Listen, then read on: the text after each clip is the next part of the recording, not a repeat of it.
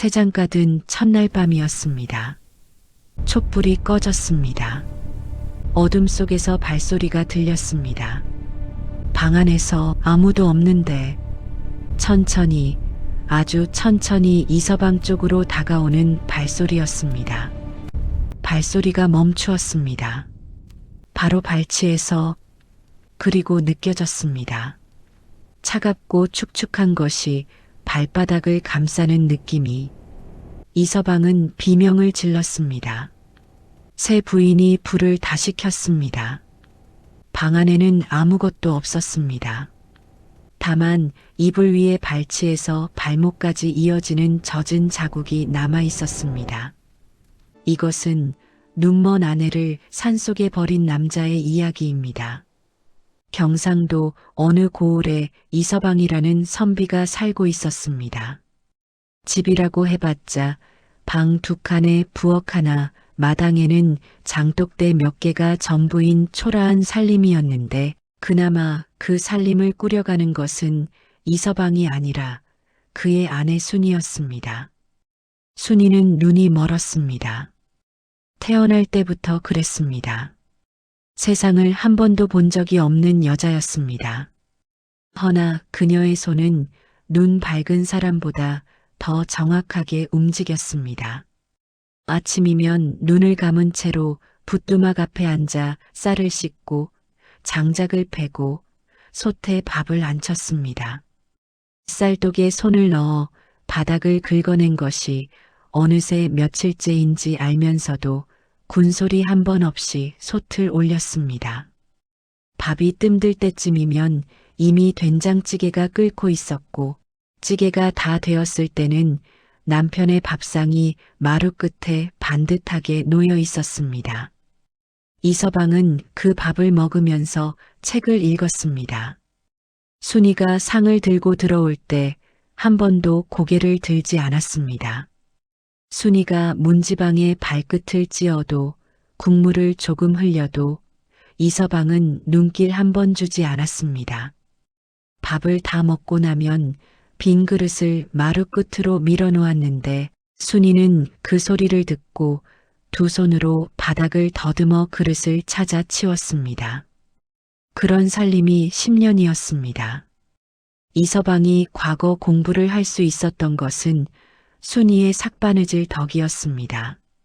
순이는 눈이 없어도 바느질은 할 수 있었습니다. 손끝으로 천의 오를 헤아리고 손끝으로 바늘귀를 꿰고 손끝으로 박음질을 했습니다. 밤이면 이서방의 등잔 밑에서 그 일을 했는데 불빛이 있으나 없으나 순이에게는 마찬가지였습니다. 남편이 잠든 뒤에도 순이는 바늘을 놓지 않았습니다. 그렇게 번 돈으로 먹을 사고 종이를 사고 이서방의 과거길 노자를 마련했습니다. 어느 해 겨울 이서방이 과거 보러 한양길을 다녀오다가 발에 동상을 얻어 돌아온 적이 있었습니다. 발가락이 새파랗게 변해 있었고 감각도 없었습니다. 순이는 이서방을 아랫목에 눕히고 밤새 그의 발을 자신의 가슴에 품었습니다. 손으로 주무르고 입김을 불고 때로는 얼음장 같은 발끝을 입에 대고 온기를 불어넣었습니다. 이서방은 그 밤을 자는 둥 마는 둥 보냈고 순이는 한숨도 자지 않았습니다. 다음 날 아침 이서방의 발가락에 감각이 돌아왔습니다. 순이는 그것을 아무 말 없이 확인하고는 부엌으로 가서 죽을 쑤었습니다. 이서방은 그의 봄 다시 한양으로 떠났습니다. 순이는 대문 앞에 서서 남편이 멀어지는 발소리를 들었습니다. 신발이 흙을 밟는 소리, 돌부리에 걸리는 소리, 그 소리가 들리지 않을 때까지 고개를 그쪽으로 향한 채 서 있었습니다. 옆집 안악이 지나가다 그 모습을 보고 말을 걸었습니다. 서방님 가시는 거 보이요? 순이는 고개를 저으며 조용히 대답했습니다. 보이지는 않아도요. 발소리는 들려요. 저는 서방님 발소리라면 100걸음 밖에서도 알아요. 옆집 안악은 그 말을 듣고 무어라 대꾸를 하려다가 그냥 지나쳤습니다. 두고두고 생각해도 그 말에 무어라 답해야 할지 몰랐다고 나중에 말했습니다. 그해 가을 이서방이 과거에 급제하여 돌아왔습니다. 마을 사람들이 모여들어 축하를 했고 이서방은 의기양양하게 웃으며 인사를 받았습니다. 순이는 그 소란 속에서 부엌에 있었습니다. 마당이 소란스러워지자 부엌문을 열고 고개를 내밀었는데 그 눈없는 얼굴로 남편이 있는 쪽을 정확하게 향하고 있었습니다. 마을 사람들 중 몇이 그것을 보고 묘한 기분이 들었다고 훗날 이야기했습니다. 어떻게 알았냐고요? 발소리를 들었겠지요. 급제 소식이 마을에 퍼지자 이서방의 집 앞에는 며칠째 사람들이 들끓었습니다. 이서방은 사랑방에 앉아 마을 어른들의 축하를 받으며 연신 웃음을 띄었습니다. 갓을 고쳐 쓰고 도포 자락을 여미고 말씨도 부쩍 점잖아졌습니다. 사람들이 이제 곧 벼슬길에 오르겠구나 하며 부러워하자 이서방은 겸손한 척 손을 내저었지만 그 눈빛은 이미 딴 곳을 향해 있었습니다. 순이는 그 며칠 동안 부엌에서 나오지 않았습니다. 손님이 오면 차를 내고 손님이 가면 그릇을 치웠습니다. 누가 순이에게 말을 걸면 조용히 대답하고 말을 걸지 않으면 조용히 일을 했습니다. 어느 날 저녁 이웃집 안악이 부엌으로 들어왔다가 순이가 혼자 아궁이 앞에 쪼그리고 앉아 불을 떼고 있는 것을 보았습니다. 잔치집 분위기가 사랑방에 가득한데 부엌은 아무 소리도 없이 조용했고 순이의 등이 어쩐지 그날따라 작아 보였다고 그 안악은 나중에 말했습니다. 이서방이 달라지기 시작한 것은 급제 이후 한 달도 채 되지 않아서였습니다. 처음에는 작은 것들이었습니다. 밥상을 받고 나서 아무 말 없이 일어나던 것이 어느 날부터는 숟가락을 탁 내려놓으며 국이 짜다, 밥이 질다 하는 소리가 나왔습니다. 순이는 그럴 때마다 알겠습니다. 하고 대답하며 상을 물렸습니다. 이서방은 그 대답도 마음에 들지 않는 듯 인상을 찌푸렸지만 더 말을 잇지는 않았습니다. 그러다 어느 날 이서방이 사랑방에 손님을 들였습니다. 같은 고을 출신으로 함께 급제한 동료였는데 그 사람이 이서방의 집 마당을 둘러보다가 순이를 보게 되었습니다. 순이가 빨래를 들고 마당을 가로질러 가는데 눈먼 여자가 혼자 걷는 것이 어딘가 어색해 보였던 모양입니다. 동료는 이서방에게 낮은 목소리로 물었습니다. 저희가 댁의 부인이요? 이서방은 잠깐 말을 멈추었다가 그렇소 하고 짧게 대답했습니다. 동료는 더 묻지 않았습니다. 그런데 그 짧은 침묵이, 그 잠깐의 뜸이 이서방의 가슴 속 어딘가를 건드렸습니다. 손님이 돌아간 뒤 이서방은 혼자 사랑방에 앉아 오래도록 창밖을 내다보았습니다. 그날 이후 이서방은 순이를 손님 앞에 내세우지 않았습니다. 손님이 오면 순이더러 안채에 있으라 했고 순이가 마당에 나와 있으면 눈짓으로 들어가라는 신호를 보냈습니다. 순이는 눈이 없으니 그 눈짓을 볼 수 없었고 이서방은 그럴 때마다 짧고 날카로운 소리로 들어가 있으라고 말했습니다. 처음에는 나직하게, 나중에는 점점 더 차갑게. 순이는 그때마다 예 하고 대답하며 들어갔습니다. 불평 한마디 없이, 따지는 말 한마디 없이. 그 예 라는 대답이 이서방에게는 오히려 불편하게 느껴졌습니다. 무어라 한마디 대들거나 서운하다는 기색이라도 비추면 자신도 당당하게 화를 낼 수 있을 텐데 순이는 아무것도 하지 않았습니다. 그저 돌아섰습니다. 이서방은 그 등을 보며 이유를 알 수 없는 짜증이 치밀었고 그 짜증의 끝에는 자신도 인정하기 싫은 부끄러움이 숨어 있었습니다. 겨울이 되자 이서방에게 벼슬 자리가 생겼습니다. 고을 원림 밑에서 일을 보는 자리였는데 이서방은 그 소식을 들은 날 저녁 밥을 먹으면서 처음으로 순이에게 말을 꺼냈습니다. 내 이제 관아에 나가게 되었소. 순이는 밥을 푸다 멈추고 고개를 들었습니다. 눈 없는 얼굴이 남편 쪽을 향했습니다. 잘 되었습니다. 서방님. 이서방은 그 대답을 듣고 잠시 입을 다물었다가 다시 말을 이었습니다. 관아에 나가면 이런저런 사람들을 만나게 될 것이요. 상관도 있고 동료도 있고. 그런데 이서방은 말을 흐렸습니다. 순이는 기다렸습니다. 이서방은 결국 그 말을 끝내지 못하고 숟가락을 들었습니다. 순이는 아무 말 없이 다시 밥을 담았습니다. 그날 밤 이서방이 잠든 뒤에도 순이는 한동안 앉아 있었습니다. 바느질거리를 손에 쥐고 있었지만 바늘은 움직이지 않았습니다. 아궁이 불이 꺼져 방안이 서늘해질 때까지 순이는 그 자리에서 그대로 있었습니다.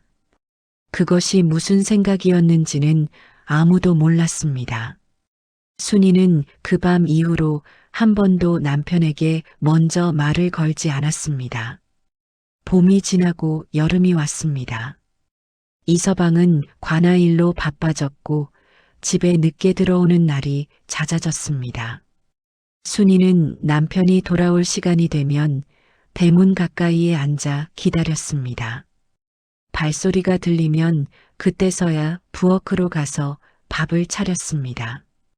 이서방이 언제 오는지, 발소리가 어느 방향에서 들리는지 순이는 언제나 알았습니다. 이서방은 그것을 불편하게 여기기 시작했습니다.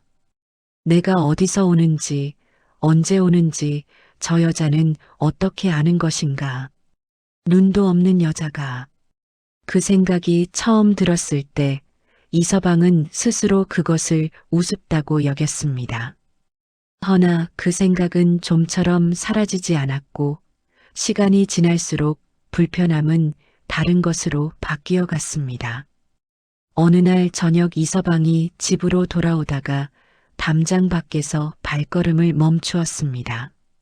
안에서 순이가 무언가를 중얼거리는 소리가 들렸기 때문이었습니다. 귀를 기울이니 순이가 혼자 앉아서 이서방의 이름을 부르고 있었습니다. 아무것도 없는 방 안에서 남편도 없는데 혼자서. 이서방 등에 소름이 돋았습니다. 그는 한참을 담장 밖에 서 있다가 일부러 발소리를 크게 내며 대문을 열었습니다. 방 안의 소리가 뚝 그쳤습니다. 이서방이 마당을 가로질러 들어가자 순이가 부엌에서 나왔습니다. 아무 일도 없었다는 듯이. 이서방은 그날 밤 밥을 다 먹지 못했습니다. 그의 가을 관아에서 큰 잔치가 열렸습니다. 고을 원님의 생신을 기리는 자리였는데 관아에 딸린 아전들과 벼슬아치들이 모두 부인을 데리고 나오는 자리였습니다. 이서방은 그 소식을 들은 날 저녁 사랑방에 혼자 오래 앉아 있었습니다. 촛불 하나가 타들어가는 동안 그는 꼼짝도 하지 않았습니다. 다음 날 아침 이서방은 순이에게 말했습니다. 잔치에 몸이 좋지 않아 못 간다고 전하시오. 순이는 밥상을 내려놓으며 조용히 물었습니다. 어디가 불편하십니까? 이서방은 대답하지 않았습니다. 순이도 더 묻지 않았습니다. 잔치날 이서방은 혼자 관아로 갔습니다. 동료들의 부인들이 나란히 앉아 있는 자리에서 이서방은 혼자 술을 받았습니다. 누군가 농담 반으로 부인은 어디 가셨소 하고 물었을 때 이서방은 웃으며 대답했습니다. 몸이 좀 불편하여 두고 왔소이다. 그 말이 입에서 나오는 순간 이서방은 자신이 무엇을 하고 있는지 알았습니다. 허나 그 알미 그를 멈추게 하지는 않았습니다. 집으로 돌아오는 길 이서방의 발걸음은 무거웠습니다. 대문을 열고 들어서니 순이가 마루에 앉아 바느질을 하고 있었습니다. 어두운 마당에 혼자 앉아 바느질을 하는 눈먼 여자의 모습이 이서방의 눈에는 왠지 모르게 거슬렸습니다. 그는 아무 말 없이 사랑방으로 들어가 문을 닫았습니다. 그것이 시작이었습니다. 며칠 뒤 이서방은 관아에서 돌아오는 길에 고을에서 이름난 훈장 어른을 만났습니다. 두 사람이 길가에서 잠시 이야기를 나누다가 훈장이 넌지시 물었습니다. 이서방, 자네 아내 되는 분이 눈이 불편하다 들었는데 사실이요? 이서방은 예 하고 짧게 대답했습니다. 훈장은 고개를 끄덕이며 말을 이었습니다. 자네도 이제 벼슬길에 오른 몸이니 이런저런 사람들 눈도 있고 물론 내가 뭐라 하는 것은 아니오만 사대부 집안이라는 것이 채통이 있어야 하지 않겠소? 원님 댁만해도 부인이 항상 자리를 같이 하지 않소? 이서방은 그 말에 아무 대꾸도 하지 않았습니다. 그러나 그 길을 걸어 집으로 돌아오는 내내 훈장의 말이 귓가에서 떠나지 않았습니다. 채통, 사대부, 그 말들이 이서방의 머릿속에서 자꾸만 커졌습니다. 그 무렵부터 이서방의 태도가 눈에 띄게 변하기 시작했습니다. 밥상머리에서 말이 없어졌고 순이가 무엇을 물어도 짧게 대답하거나 아예 대답을 하지 않는 날이 늘었습니다.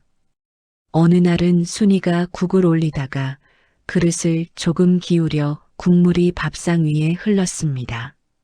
예전이라면 그냥 넘어갔을 일이었습니다. 그런데 이서방은 자리에서 일어나며 짧게 말했습니다. 눈이 없으니 이 모양이지. 순이의 손이 멈추었습니다. 이서방은 그 말을 내뱉고 나서 자신도 놀란 듯 잠깐 멈추었다가 그냥 방을 나갔습니다. 순이는 엎질러진 국물을 손으로 더듬어 닦았습니다. 손이 뜨거운 국물에 닿아도 그냥 닦았습니다. 이웃집 안악이 그 장면을 마침 마당에서 보았습니다. 안악은 아무 말도 하지 않고 자기 집으로 돌아갔는데 집에 들어와서 한참을 멍하니 앉아 있었다고 나중에 말했습니다. 그로부터 보름쯤 지났을 때였습니다. 이서방의 상관인 좌수가 이서방을 불러 사적인 자리를 마련했습니다. 좌수는 이서방보다 나이가 2배쯤 되는 사람으로 고을에서 가장 문서를 잘 다루고 법도에 밝기로 소문난 인물이었습니다. 그는 이서방에게 술을 한 잔 따라주며 부드럽게 운을 뗐습니다. 이서방, 자네가 재주가 있는 것은 내 진작에 알았네. 그런데 벼슬길이라는 것이 재주만 가지고 되는 것이 아니야. 윗사람 눈에 들어야 하고 집안도 반듯해야 하네.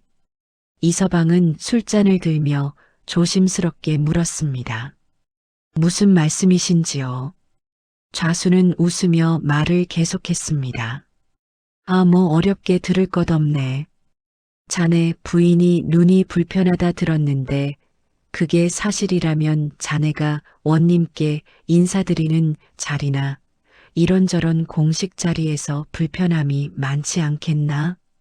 내가 자네를 위해서 하는 말이야. 이서방은 그날 밤 늦게까지 좌수의 집에 있다가 돌아왔습니다. 집 앞 골목에서 그는 발걸음을 멈추었습니다. 담장 안에서 순이가 물을 깃는 소리가 들렸습니다. 두레박이 우물 속으로 내려가는 소리, 물이 찰랑거리는 소리, 두레박을 끌어올리는 소리. 눈도 없는 사람이 혼자 밤에 물을 깃고 있었습니다. 이서방은 그 소리를 들으며 오래 서 있었습니다. 대문을 열고 들어서자 순이가 물동이를 들고 부엌으로 가다가 발소리를 듣고 고개를 돌렸습니다. 늦으셨습니다. 이서방은 대답하지 않고 사랑방으로 들어갔습니다. 그날 밤 이서방은 잠을 이루지 못했습니다. 뒤척이다가 벽을 향해 누웠다가 다시 천장을 보다가 그의 머릿속에서는 좌수의 말과 순이의 물 깃는 소리가 번갈아 가며 맴돌았습니다. 집안도 반듯해야 하네. 늦으셨습니다. 새벽이 되어서야 이서방은 결심을 굳혔습니다. 다음 날 아침 이서방은 평소보다 일찍 일어나 순이 앞에 앉았습니다. 순이는 밥을 지으러 가려다가 남편이 부르는 소리에 돌아섰습니다. 이서방은 말을 천천히 꺼냈습니다. 목소리는 낮고 차분했습니다. 내가 이번에 원님께 중요한 자리를 하나 더 맡게 되었소. 그러면 자연히 이런저런 자리가 많아질 텐데 아무래도 부인이 자리를 같이 하기가 어렵지 않겠소. 그래서 말인데 당분간 친정에 가 계시는 것이 어떻겠소? 순이는 말없이 앉아 있었습니다. 당분간이라 하셨습니까? 이서방은 잠깐 눈을 피했다가 다시 순이 쪽을 향했습니다. 그렇소. 내가 자리를 잡고 나면 다시 모실 것이오. 순이의 손이 무릎 위에 가지런히 놓여 있었습니다. 그 손이 아주 잠깐 떨렸습니다. 보일 듯 말 듯하게. 순이는 천천히 고개를 끄덕였습니다. 알겠습니다. 그 대답을 들은 이서방의 가슴 어딘가에서 무언가가 툭 하고 끊어지는 것 같은 느낌이 들었습니다. 그런데 이상한 것은 그 느낌이 후련함인지 두려움인지 그 자신도 알 수가 없었다는 것입니다. 순이는 자리에서 일어나 부엌으로 갔습니다. 그날도 밥은 제 시간에 올라왔습니다. 국도 적당했고 반찬도 반듯하게 놓여 있었습니다. 이서방은 밥을 먹으면서 한 번도 순이 쪽을 보지 않았습니다. 밥상 위에 놓인 숟가락이 빛을 받아 이서방의 얼굴을 비추었습니다. 이서방은 그 숟가락에 비친 자신의 얼굴을 보다가 고개를 돌렸습니다. 사흘 뒤 이른 아침이었습니다. 이서방은 순이에게 보따리를 챙기라고 했습니다. 순이는 아무 말 없이 평소에 입던 옷 몇 가지와 바느질 도구를 작은 보따리에 쌌습니다. 손으로 더듬어가며 챙기는데 시간이 걸렸지만 이서방은 재촉하지 않고 마당에 서서 기다렸습니다. 순이가 보따리를 들고 나오자 이서방이 말했습니다. 내가 들겠소. 순이는 고개를 저었습니다. 괜찮습니다. 무겁지 않아요. 이서방은 더 말하지 않았습니다. 두 사람은 그렇게 대문을 나섰습니다. 아침 안개가 아직 거치지 않아 골목이 뿌옇게 흐렸습니다. 마을 어귀를 지날 때 우물가에서 물을 깃던 이웃집 아낙이 두 사람을 보았습니다. 어디 가시오? 이서방은 웃으며 대답했습니다. 집사람 친정에 가는 길이요. 아낙은 순이 쪽을 바라보았습니다. 순이는 아낙이 있는 쪽을 향해 고개를 숙이며 인사를 했습니다. 아낙은 잘 다녀오시오 하고 말했는데 나중에 그 인사가 마음에 걸렸다고 했습니다. 순이의 인사가 어쩐지 작별 인사처럼 느껴졌다고. 마을을 벗어나자 길은 곧 산 쪽으로 이어졌습니다. 이서방은 앞서 걷고 순이는 뒤를 따랐습니다. 처음에는 완만한 길이었습니다. 순이는 발끝으로 땅의 결을 읽으며 걸었습니다. 돌이 있으면 돌아가고 웅덩이가 있으면 피해가며 이서방의 발소리를 따라 걸었습니다. 한참을 걷다가 길이 가팔라지기 시작했습니다. 순이의 숨이 조금씩 가빠졌습니다. 보따리가 무거운지 한 손에서 다른 손으로 옮겨들었습니다. 이서방은 그것을 보면서도 걸음을 늦추지 않았습니다. 그때 순이가 걸음을 멈추었습니다. 서방님, 이서방이 돌아보았습니다. 순이는 고개를 들어 코로 바람을 맞듯 잠시 서 있었습니다. 그러고는 조용히 말했습니다. 친정길은 저쪽 아닙니까? 저쪽에서 냇물 소리가 들리는데 친정 가는 길에는 작은 냇물이 있었거든요. 이서방의 발걸음이 순간 멈추었습니다. 그는 애써 태연하게 대답했습니다. 요즘 새 길이 생겼소. 이쪽이 더 빠르오. 순이는 잠시 아무 말도 하지 않았습니다. 그 침묵이 이서방을 불편하게 만들었습니다. 순이가 무슨 생각을 하는지 알 수가 없었습니다. 눈이 없는 얼굴은 아무것도 드러내지 않았습니다. 순이가 다시 걷기 시작했습니다. 말없이 두 사람은 그렇게 산 안으로 점점 더 깊이 들어갔습니다. 길은 점점 좁아졌고 나뭇가지가 얼굴을 스쳤습니다. 사람이 다닌 흔적이 없는 곳이었습니다. 순이는 발끝으로 땅을 더듬으며 걸었지만 발부리에 돌이 걸리고 나뭇뿌리에 발이 채였습니다. 이서방은 뒤를 돌아보지 않았습니다. 한참을 올라갔습니다. 숲이 깊어지자 새소리도 들리지 않았습니다. 바람도 없었습니다. 두 사람의 발소리만, 낙엽을 밟는 소리만 들렸습니다. 그때였습니다. 순이가 미끄러졌습니다. 젖은 낙엽을 밟은 발이 미끄러지면서 순이가 그 자리에 주저앉았습니다. 보따리가 굴러 떨어졌습니다. 이서방은 그 소리에 돌아보았습니다. 순이는 두 손을 짚고 일어나려 했습니다. 손에 흙이 묻었습니다. 무릎도 긁혔는지 치맛자락에 흙이 묻었습니다.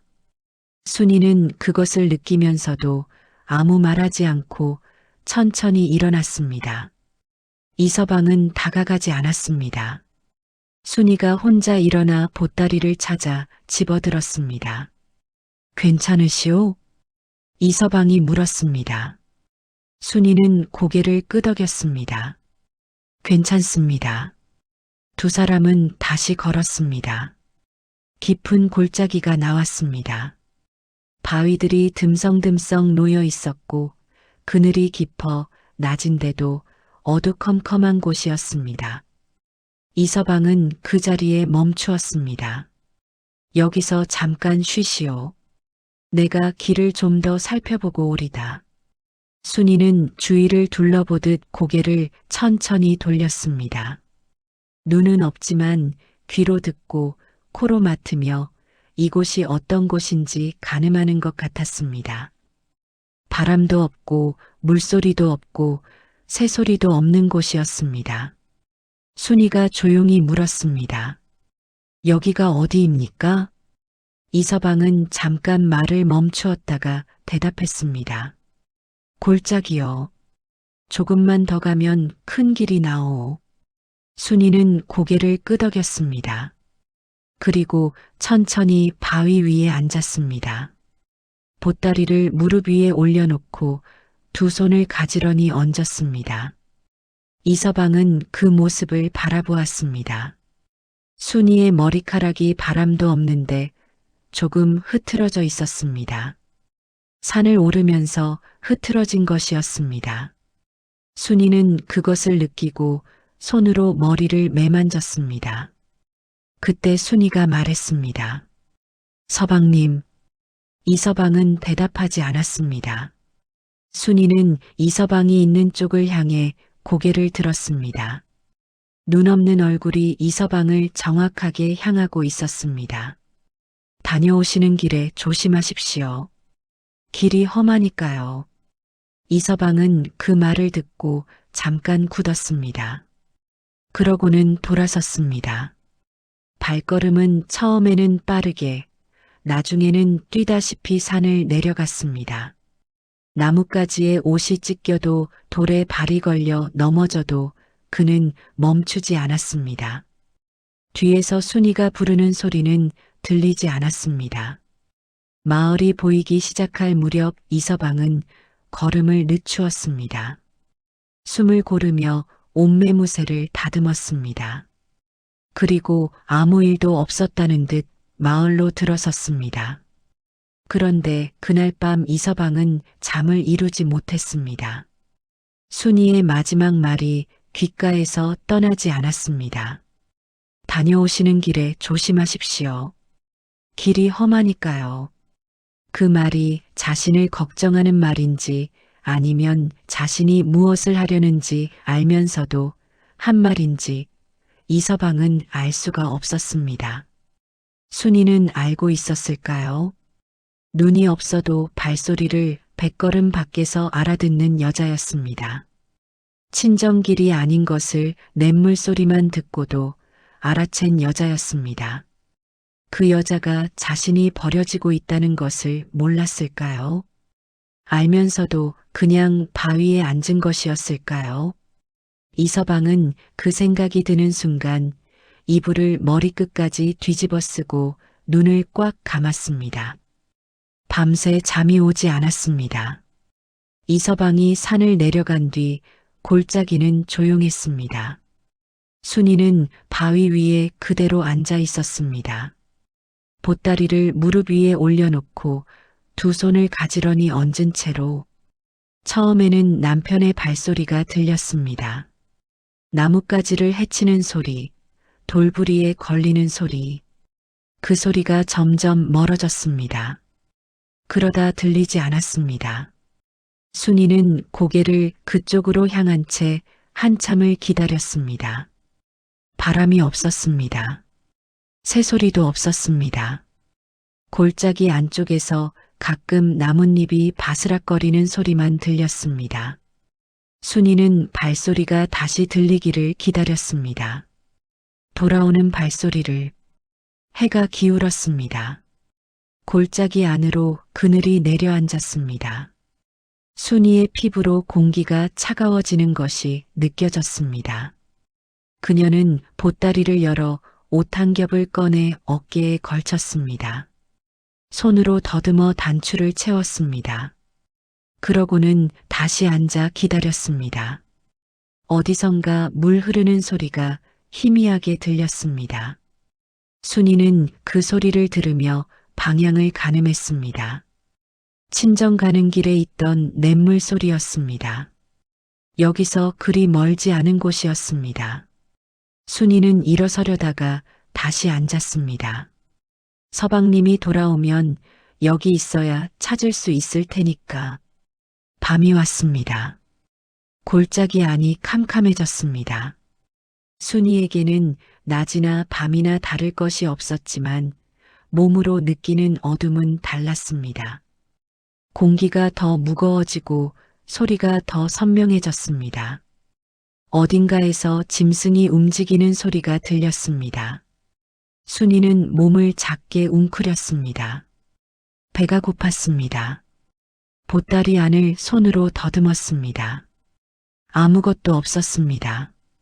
오면서 챙겨 나온 것이 옷가지와 바느질 도구뿐이었습니다. 이서방이 음식을 챙겨주지 않았습니다. 순이는 그것을 그제야 알았습니다. 그녀는 한동안 그 생각과 함께 앉아 있었습니다. 새벽이 되자 추위가 더 심해졌습니다.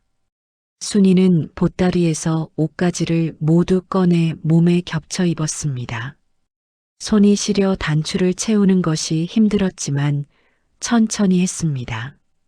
날이 밝았습니다. 순이는 발소리에 귀를 기울였습니다. 산새 소리가 들리기 시작했습니다. 바람이 조금 불었습니다. 멀리서 나무꾼이 산을 오르는 소리가 들리는 것도 같았습니다. 그러나 이서방의 발소리는 들리지 않았습니다. 순이는 알고 있었습니다. 냇물 소리가 들리는 방향이 친정 쪽이라는 것도, 이 골짜기가 친정 가는 길과 전혀 다른 방향이라는 것도, 남편의 발걸음이 처음부터 이상하게 빨랐다는 것도, 그러나 알면서도 따라왔습니다. 남편이 원하는 것이라면 그것이 무엇이든 거스를 수가 없었습니다. 10년이 그랬습니다. 밥상을 차리고 바느질을 하고 동상 걸린 발을 밤새 품으며 살아온 10년이, 그 10년의 끝이 이 골짜기라 해도 어쩔 수 없다고 생각했습니다. 다만 한 가지만 마음에 걸렸습니다. 남편이 돌아오는 길에 다치지 않았으면 좋겠다고. 산길이 험하니까. 순이는 바위 위에 앉아 보따리를 꼭 끌어안았습니다. 손끝으로 보따리 안에 바늘꽂이를 더듬었습니다. 손때가 묻어 반들반들한 나무 바늘꽂이였습니다. 순이는 그것을 쥔 채 눈을 감았습니다. 골짜기 안으로 바람이 한 번 불었습니다. 낙엽들이 날렸습니다. 그 낙엽 몇 장이 순이의 어깨 위에 내려앉았습니다. 순이는 그것을 느끼면서도 털어내지 않았습니다. 그냥 앉아 있었습니다. 발소리를 기다리며. 마을로 돌아온 이서방은 매일 밤 술을 마셨습니다. 이웃 사람이 부인은 어디 갔느냐고 묻자 이서방은 태연하게 대답했습니다. 친정에 몸조리 하러 보냈소. 한동안 거기 있을 것이오. 그날 밤도 이서방은 텅 빈 집에 혼자 앉아 술을 마셨습니다. 술잔을 들 때마다 손이 조금씩 떨렸습니다. 그는 술을 한 모금 넘기고 나서 혼자 중얼거렸습니다. 어차피 잘된 일이야. 눈도 못 보는 여자를 데리고 언제까지 살 수는 없지 않은가. 내가 잘못한 것이 아니야. 촛불이 바람도 없는데 한번 흔들렸습니다.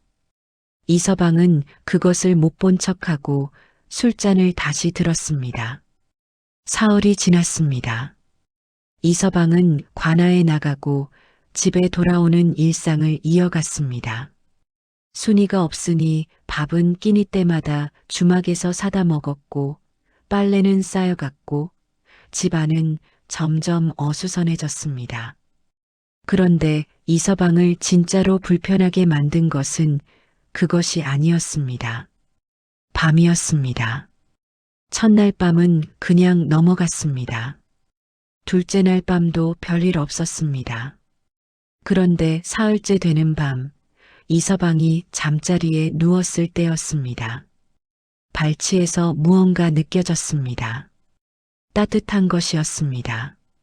짐승의 입김 같기도 하고 사람의 손길 같기도 한 온기가 발끝에서부터 스멀스멀 올라왔습니다. 이서방은 눈을 번쩍 떴습니다. 방 안은 조용했습니다.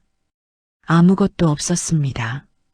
그는 이불을 걷어내고 발치를 들여다보았습니다. 아무것도 없었습니다. 쥐라도 들어왔나 싶어 방 안을 두리번거렸지만 그것도 아니었습니다. 이서방은 다시 누웠습니다. 잠이 오지 않았습니다. 발치의 느낌이 꿈이었는지 생시였는지 알 수가 없었습니다. 그는 이불을 머리끝까지 뒤집어 쓰고 눈을 감았습니다. 다음 날 아침 이서방은 발등을 내려다보았습니다. 축축했습니다. 빗물도 아니었고 이슬도 아니었습니다. 방 안에서 잔 것인데 발등이 젖어 있었습니다. 이서방은 한참을 그것을 들여다보다가 얼른 버선을 신었습니다. 그리고 관아로 나가면서 속으로 중얼거렸습니다. 꿈이었겠지. 내가 요즘 잠을 제대로 못 잔 탓이야. 닷새가 지났습니다. 이서방은 좌수의 소개로 근방에서 이름 있는 집안의 딸과 혼담이 오가기 시작했습니다. 상대는 눈도 밝고 얼굴도 반듯하고 집안도 넉넉한 처자였습니다. 이서방은 그 이야기를 들으며 처음으로 입가에 웃음이 돌았습니다. 그날 밤 이서방은 오랜만에 기분 좋게 술을 한잔 했습니다. 자리에 누우면서 그는 생각했습니다. 이제 다 잘 될 것이다. 순이는 산속에서 알아서 살겠지. 아니면 누군가 발견해서 친정이라도 데려다 줄 것이다. 내가 죽인 것도 아니고 그냥 두고 온 것뿐이다. 눈이 감겼습니다. 그런데 그 순간이었습니다. 발치에서 또 느껴졌습니다. 이번에는 훨씬 선명했습니다. 따뜻하고 축축한 것이 발바닥을 천천히 훑고 지나갔습니다. 이서방은 비명을 지를 뻔했지만 간신히 입을 틀어막고 이불을 걷어냈습니다. 아무것도 없었습니다. 방 안은 텅 비어 있었고 문은 잠겨 있었습니다. 촛불 하나가 타고 있었는데 바람도 없는데 불꽃이 가느다랗게 흔들리고 있었습니다. 이서방은 그 촛불을 멍하니 바라보았습니다. 불꽃이 꺼질 듯 말 듯 흔들리다가 이내 잠잠해졌습니다. 이서방은 그날 밤 날이 밝을 때까지 잠을 자지 못했습니다. 이불을 뒤집어 쓰고 발을 배 쪽으로 끌어당긴 채 벽에 등을 붙이고 앉아서 날이 밝아오는 것을 기다렸습니다. 아침이 되자 이서방은 관하로 나가는 길에 마을 어귀에서 이웃집 노인을 만났습니다. 노인은 이서방을 보더니 얼굴을 찌푸리며 물었습니다. 이서방, 자네 어디 아픈가? 얼굴이 왜 그렇게 말랐어? 이서방은 웃으며 손을 저었습니다. 별일 아닙니다. 요즘 관아 일이 바빠서 그렇습니다. 노인은 고개를 갸웃거리며 한마디 더 했습니다. 그나저나 자네 집에서 밤마다 이상한 소리가 난다고 옆집 안악이 그러던데 여자 울음소리 같은 것이 들린다고. 이서방의 발걸음이 멈추었습니다. 무슨 소리요? 노인은 그냥 별일 아니겠지 하며 지나쳤습니다. 이서방은 한참을 그 자리에 서 있었습니다. 관하로 가야 하는데 발이 떨어지지 않았습니다. 그는 결국 천천히 돌아서서 자기 집 쪽을 바라보았습니다. 낮인데도 집이 어두워 보였습니다. 그날부터 이서방은 매일 아침 발등을 확인했습니다. 매일 축축했습니다. 비가 오는 날도 맑은 날도 마찬가지였습니다. 이서방은 그것을 볼 때마다 얼른 버선을 신었고 낮에는 아무렇지 않은 척 관아에 나갔다가 밤이 되면 이불 속으로 발을 끌어당기고 잠을 청했습니다. 잠은 오지 않았습니다. 얼굴은 날마다 야위어 갔습니다. 좌수가 어느 날 이서방을 불러 걱정스럽게 물었습니다. 이서방, 요즘 무슨 일 있는가? 혼담도 잘 진행되고 있는데 왜 그리 안색이 좋지 않은가? 이서방은 웃으며 대답했습니다. 별일 아닙니다. 곧 괜찮아질 것입니다. 좌수는 고개를 끄덕이며 말했습니다. 다음 달에 원님 앞에서 인사드리는 자리가 있으니 그때까지 몸 좀 추스르게. 새 부인도 그 자리에서 인사드려야 할 테니. 이서방은 예 하고 대답했습니다. 집으로 돌아오는 길, 이서방은 골목 어귀에서 발걸음을 멈추었습니다. 담장 안에서 소리가 들렸습니다. 아무 소리도 없었습니다. 그런데 이서방은 그 고요함이 오히려 더 무서웠습니다. 순이가 살아있을 때는 이 시간에 항상 물 깃는 소리, 부뚜막 긁는 소리, 바느질하는 소리가 들렸습니다. 그 소리들이 사라진 자리에 남은 것은 아무것도 없는 정적이었는데 그 정적이 어쩐지 살아있는 것처럼 느껴졌습니다. 이서방은 심호흡을 하고 대문을 열었습니다. 마당은 텅 비어 있었습니다. 그런데 우물가에 두레박이 놓여 있었습니다. 이서방은 그것을 보고 멈추었습니다. 아침에 나올 때 두레박은 우물 안에 내려져 있었습니다. 집에는 아무도 없었는데 낮 동안 두레박이 우물 밖으로 나와 있었습니다. 이서방은 한참을 그 두레박을 바라보았습니다.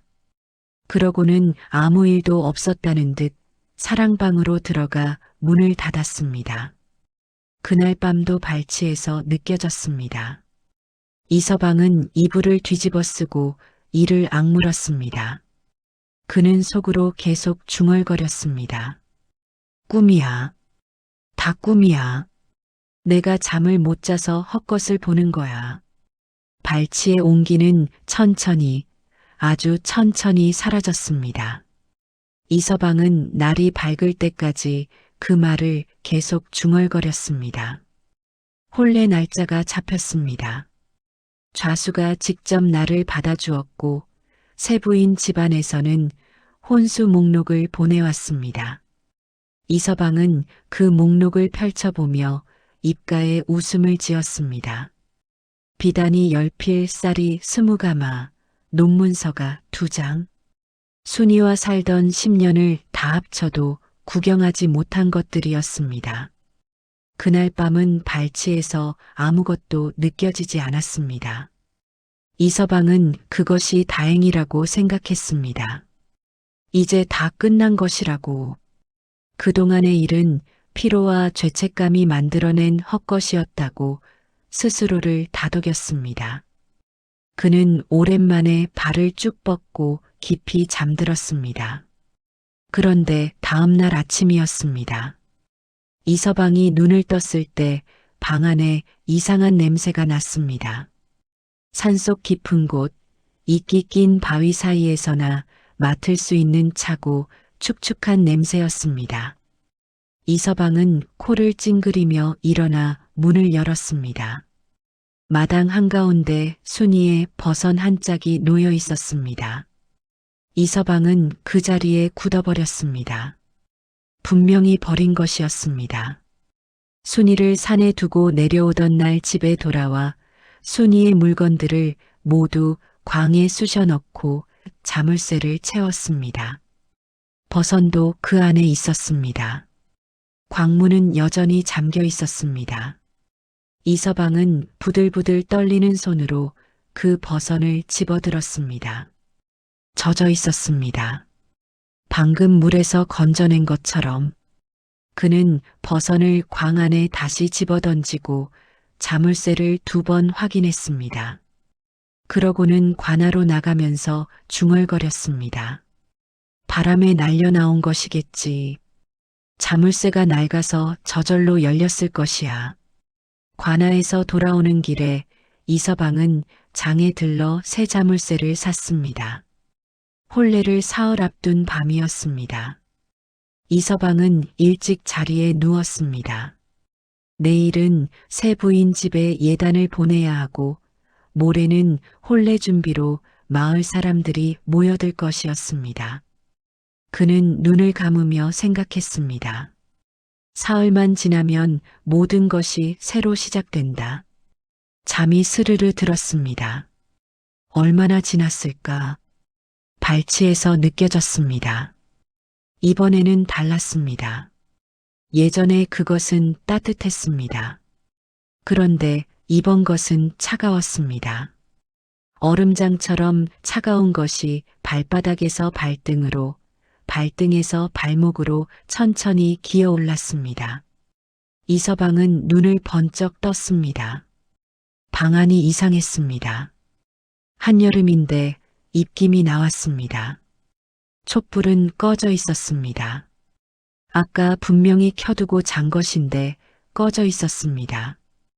이서방은 손을 더듬어 부싯돌을 찾았습니다. 손이 떨려 불이 잘 붙지 않았습니다. 3번을 긁어서야 겨우 불이 붙었습니다. 촛불이 켜지자 이서방은 천천히 발치를 내려다보았습니다. 아무것도 없었습니다. 그런데 이불 위에 자국이 있었습니다. 젖은 손이 지나간 것 같은 자국이 발치에서 시작해서 무릎 쪽으로 이어져 있었습니다. 이서방은 그 자국을 따라 손가락으로 훑쳤습니다. 차가웠습니다. 물기가 있었습니다. 이서방은 이불을 걷어차고 방 밖으로 뛰쳐나갔습니다.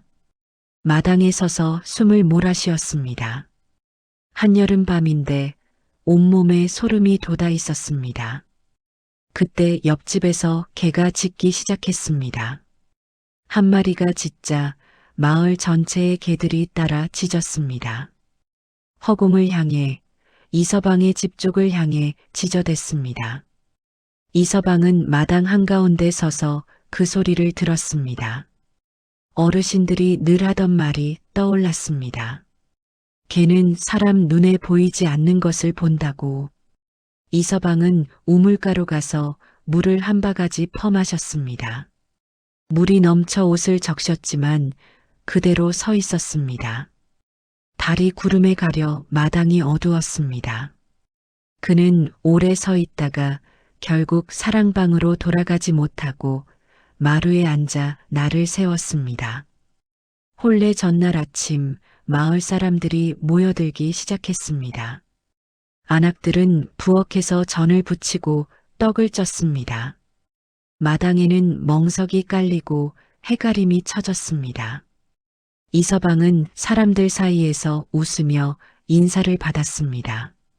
그런데 마을에서 가장 연로한 박노인이 이서방을 마당 한쪽으로 불렀습니다. 노인은 낮은 목소리로 물었습니다. 이서방, 전처순이는 어찌 되었소? 친정에 있다 하더니 소식이 없어서. 이서방은 태연하게 대답했습니다. 몸이 불편하여 요양 중입니다.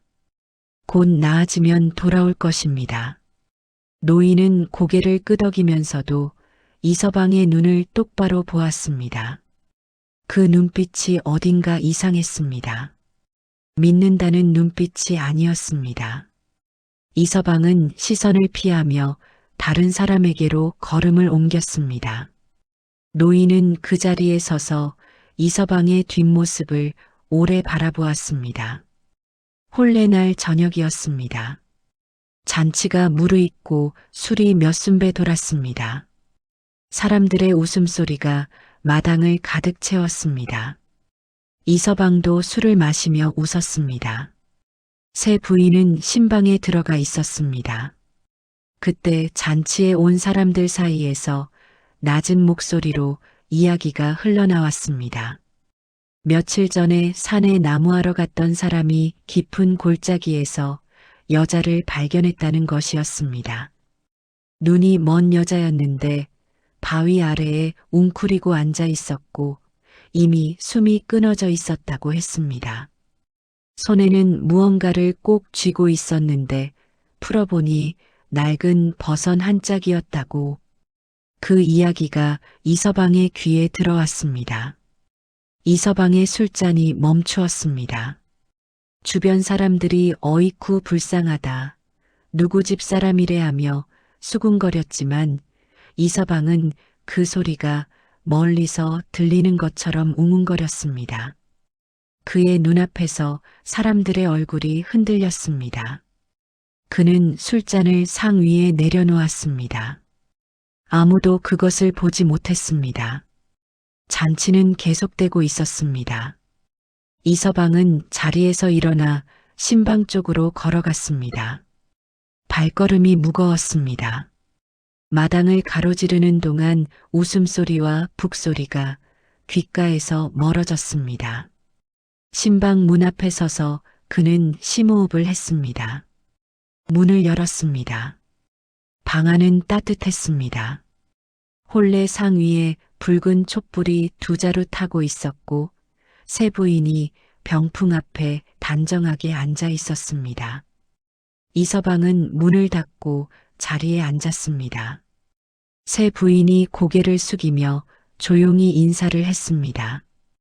이서방은 그 인사를 받으며 술을 한 잔 더 받았습니다.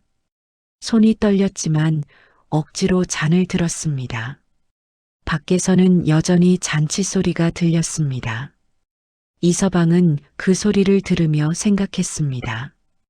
이제 끝났다. 순이는 죽었다. 내가 한 일은 이미 돌이킬 수 없다. 앞으로 잘 살면 된다. 촛불이 흔들렸습니다. 이서방은 그것을 보지 않으려고 새 부인 쪽으로 고개를 돌렸습니다. 시간이 흘렀습니다. 밖에 소리가 잦아들고 마을이 조용해졌습니다. 새 부인은 이미 잠들어 있었습니다. 이서방도 자리에 누웠습니다. 눈을 감았습니다. 이번에는 자야 한다고 생각했습니다. 모든 것이 끝났으니 이제 편하게 자야 한다고. 눈을 감은 채로 한참이 지났습니다. 그리고 느껴졌습니다. 발치에서 이서방은 눈을 떴습니다. 천장을 보았습니다. 옆에서는 새 부인의 고른 숨소리가 들렸습니다. 발치에서 느껴지는 것은 예전과 달랐습니다. 차갑지도 않았습니다. 따뜻했습니다. 처음 느꼈을 때처럼 살아있는 것의 온기처럼 따뜻했습니다. 이서방은 천천히 몸을 일으켜 발치를 내려다보았습니다. 촛불빛의 발치가 희미하게 보였습니다. 아무것도 없었습니다. 그런데 발등이 젖어 있었습니다. 이서방은 그 자리에서 굳어버렸습니다. 새 부인은 자고 있었습니다. 문은 잠겨 있었습니다. 창도 닫혀 있었습니다. 그 순간이었습니다. 촛불 두 자루가 동시에 꺼졌습니다. 방 안이 칠흑 같은 어둠에 잠겼습니다. 이서방은 부싯돌을 찾으려 했지만 손이 말을 듣지 않았습니다. 온몸이 굳어버린 것 같았습니다. 어둠 속에서 소리가 들렸습니다. 발소리였습니다. 문 쪽에서 들리는 것이 아니었습니다. 방 안에서 들렸습니다. 천천히, 아주 천천히 이서방 쪽으로 다가오는 발소리였습니다. 이서방은 입을 열었지만 소리가 나오지 않았습니다. 발소리가 멈추었습니다. 바로 발치에서, 그리고 느껴졌습니다. 차갑고 축축한 것이 발바닥을 감싸는 느낌이. 이서방은 그제야 비명을 질렀습니다. 새 부인이 놀라 깨어났습니다. 서방님, 왜 그러십니까? 이서방은 대답하지 못했습니다. 그는 발을 이불 속으로 끌어당기며 벽 쪽으로 몸을 붙였습니다. 숨을 헐떡이며 어둠 속을 향해 소리쳤습니다. 누구요?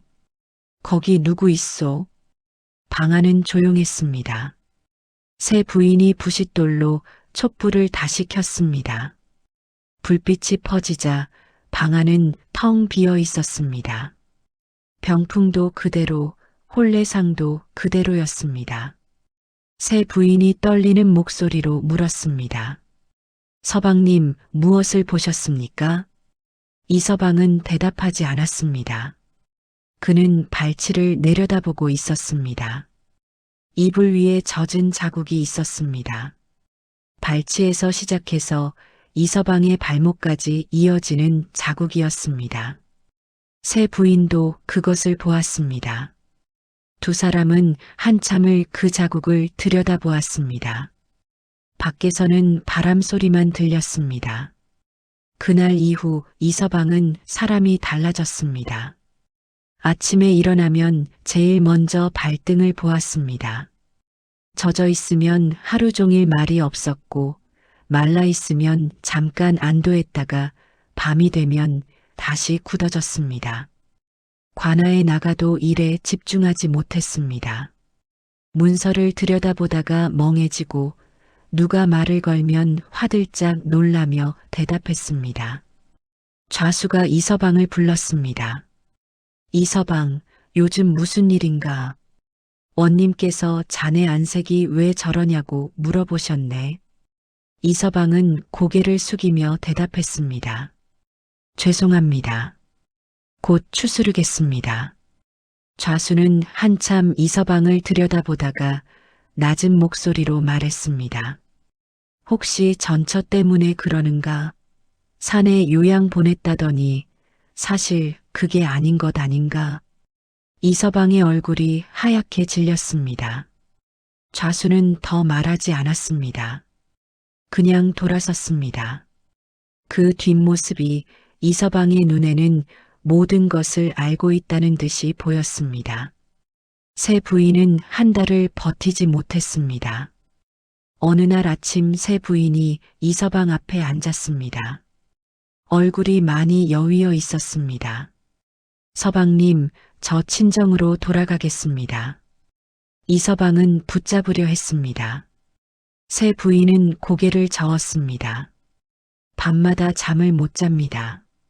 서방님 발치에서 무언가 느껴지는 것이 저도 느껴집니다. 처음에는 꿈인 줄 알았습니다. 그런데 아침마다 서방님 발등이 젖어 있는 것을 보고 나서는 더 이상 꿈이라고 할 수가 없었습니다. 이서방은 아무 말도 하지 못했습니다. 새 부인이 말을 이었습니다. 서방님 전처 되시는 분이 어디 계신지 저는 모릅니다. 그런데 이 집에는 무언가가 있습니다.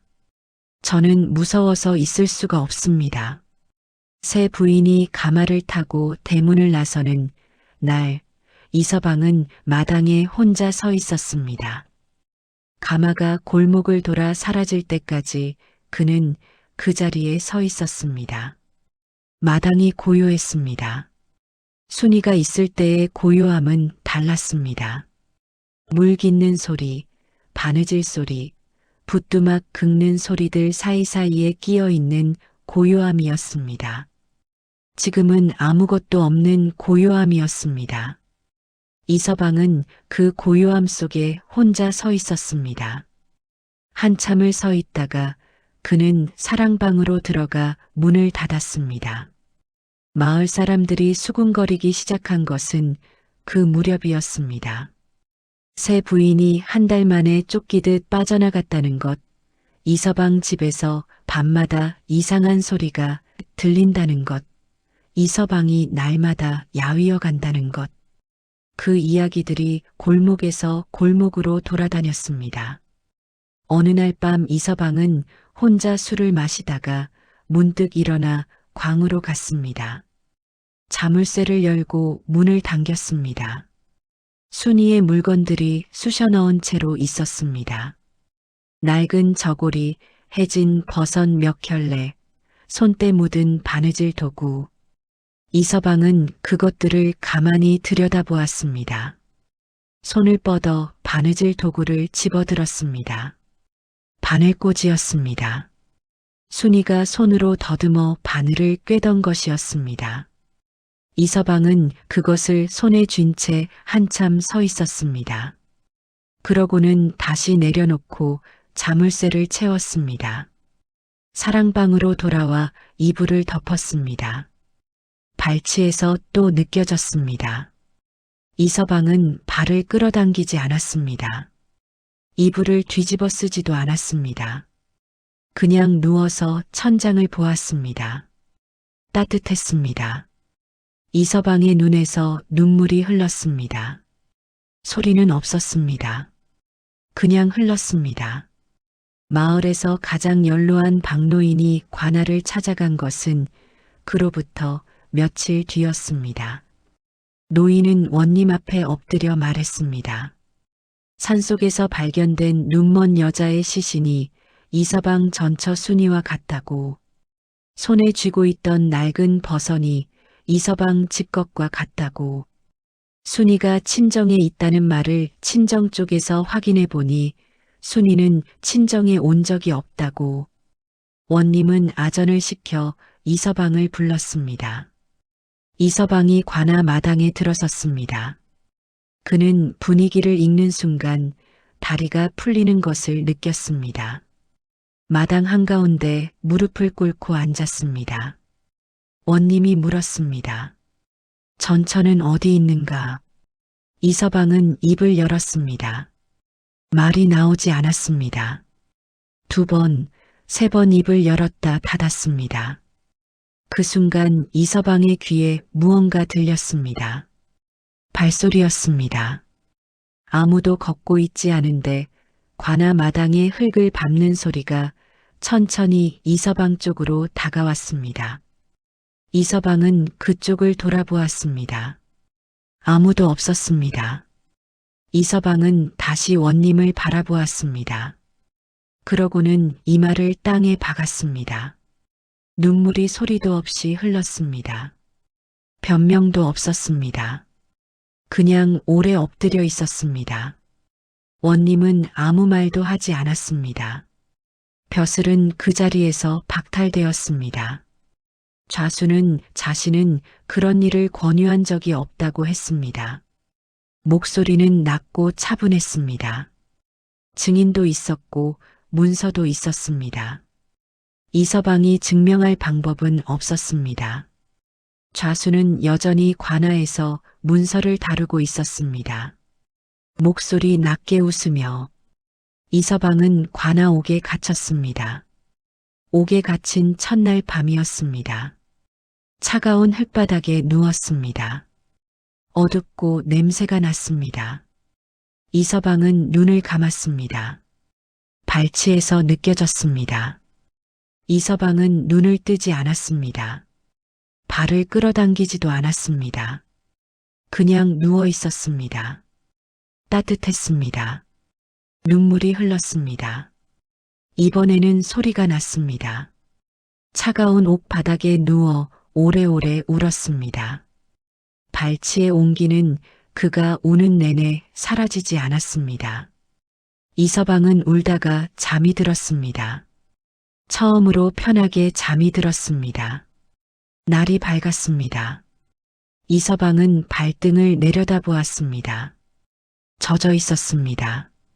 그는 그것을 보고 한참 있다가 눈을 감았습니다. 눈가가 아직 젖어 있었습니다. 이서방은 그의 겨울 옥에서 죽었습니다. 병이었습니다. 옥에서 겨울을 나는 것은 건강한 사람도 버티기 힘든 일이었으니 아무도 이상하게 여기지 않았습니다. 옥졸이 이서방을 발견했을 때 얼굴이 평온했습니다. 눈은 감겨 있었고 입은 다물려 있었습니다. 공포에 질린 표정이 아니었습니다. 그리고 발등이 젖어 있었습니다. 옥졸은 그것을 보고 아무 말도 하지 않았습니다. 그냥 문을 닫고 나왔습니다. 이서방의 시신은 거적에 쌓여 아무도 찾지 않는 언덕에 묻혔습니다. 순이는 산속 양지 바른 곳에 묻혔습니다. 마을 사람들이 수습해서 묻어주었습니다. 작은 봉분 하나가 전부였습니다. 이듬해 봄이 되었습니다. 봉분 위에 이름 모를 풀꽃들이 피어났습니다. 다음 해에도 피었습니다. 또 다음 해에도 다른 무덤에는 피지 않는 꽃들이 순이의 봉분 위에서만 해마다 피었습니다. 마을 사람들은 말했습니다. 눈이 없어도 봄이 오는 것은 알았을 것이라고. 아무도 그 말에 덧붙이지 않았습니다. 바람이 불면 꽃들이 흔들렸습니다. 산 쪽에서 불어오는 바람이었습니다. 오늘 밤 이야기는 여기까지입니다. 순이가 마지막으로 한 말이 자꾸 마음에 걸리신다면 그게 이 이야기가 제대로 된 것입니다. 다음 이야기도 함께하고 싶으신 분은 조용히 구독 눌러두시면 됩니다. 찾아오시면 기다리고 있겠습니다.